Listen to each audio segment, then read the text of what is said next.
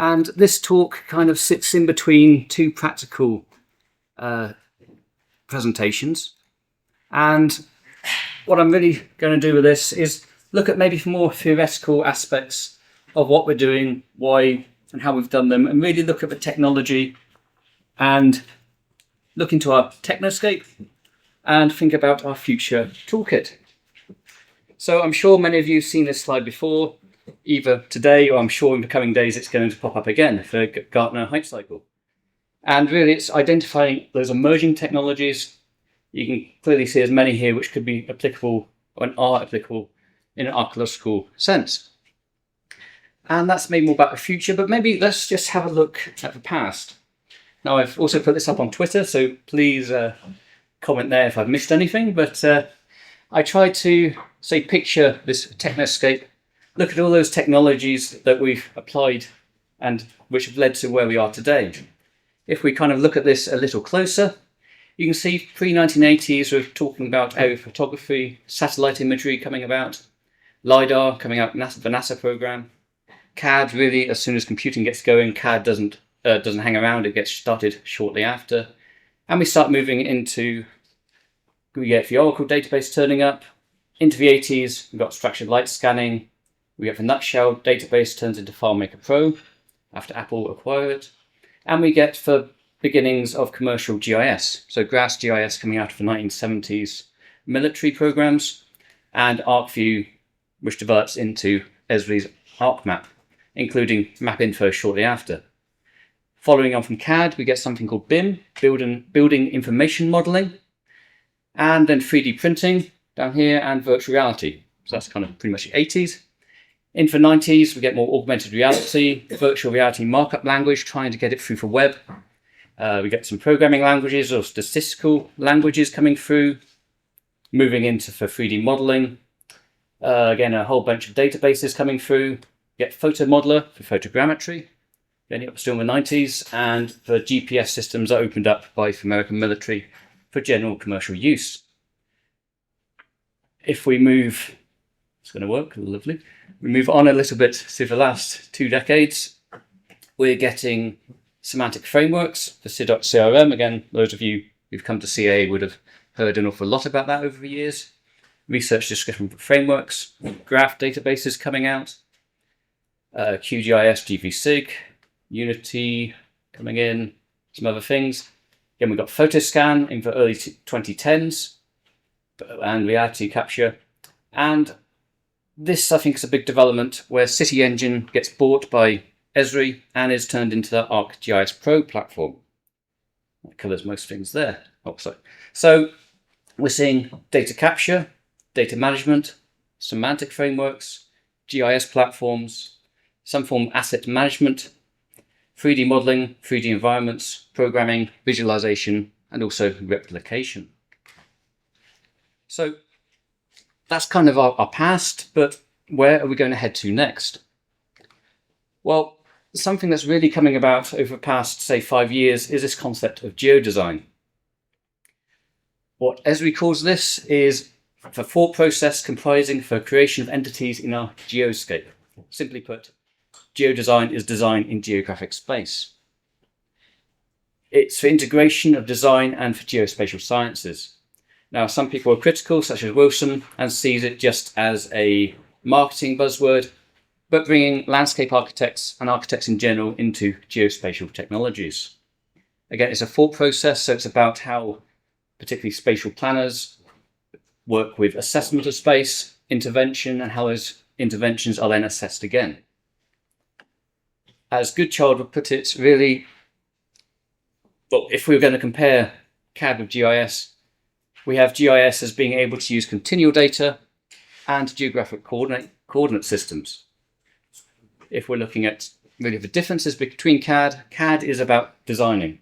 Again, so geodesign, designing.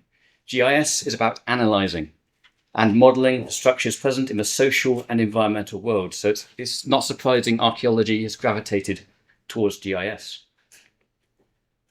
Esri are really pushing for geodesign concept. They've got their own summit and they're really going for it.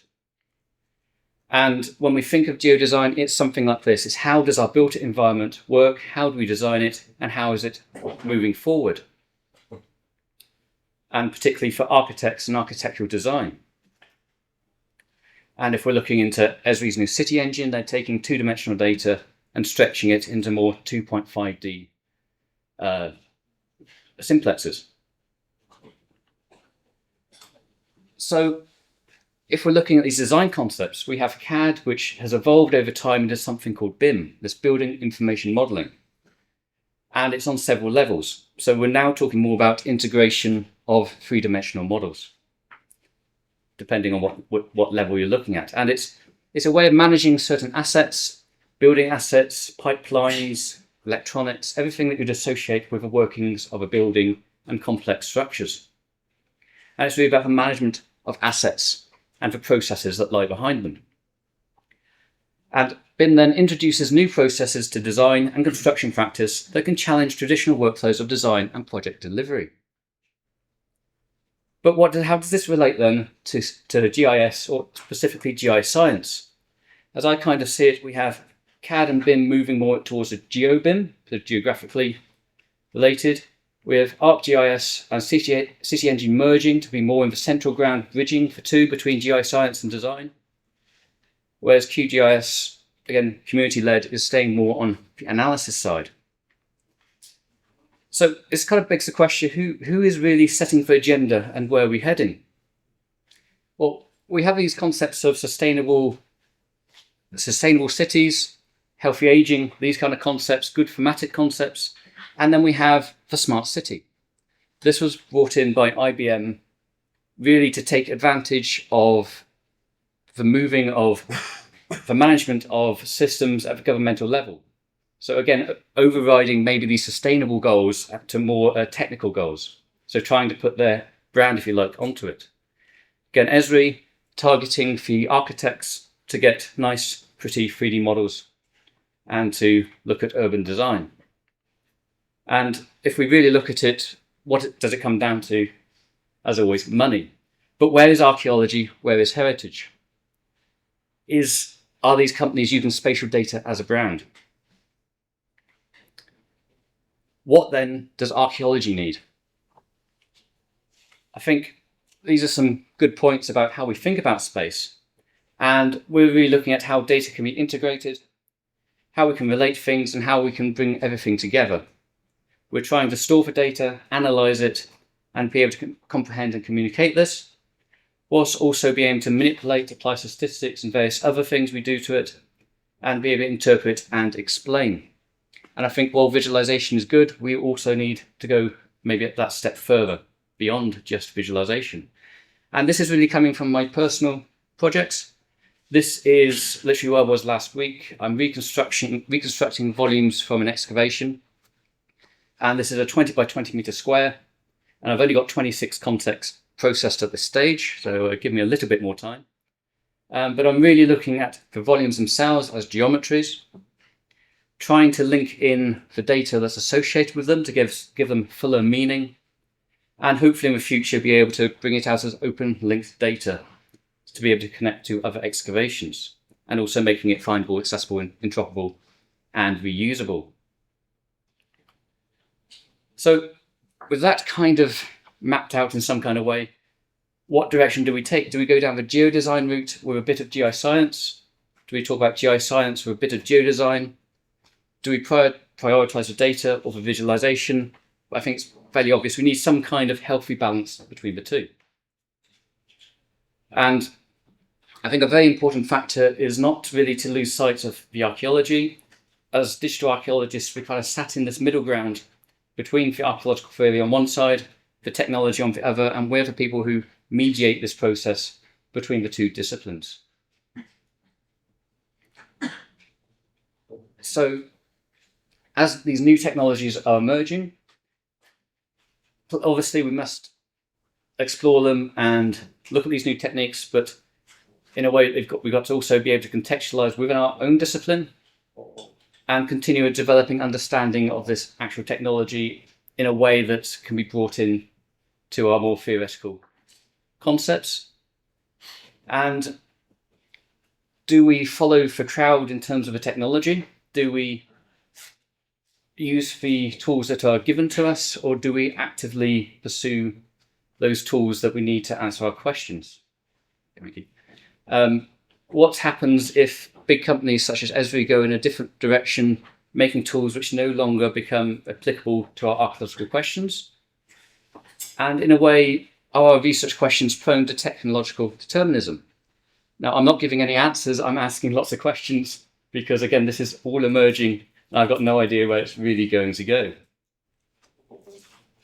And I think on that kind of sense, that's a lot of thoughts put down without much really deep thought behind it, but something I'm trying to do to really move the conversation forward is something that's going to come up at the AGM, is to build a community within the CAA concentrating on 3D spatial analysis. So this is a special interest group. In a paper that I brought to 2016 and previously published, I looked at the last proceedings to try to get a handle on what topics were being raised in terms of 3D. And it was clear that when we're looking at spatial analysis, we're lucky to get one paper a year. Having looked at the last volume that's just come out, it's nice that we've got now 6 papers within that volume which are looking into 3D spatial analysis. So the future's developing in a good direction, at least I feel. So again, I think on that then, I'd just like to thank you for listening and take any questions you may have.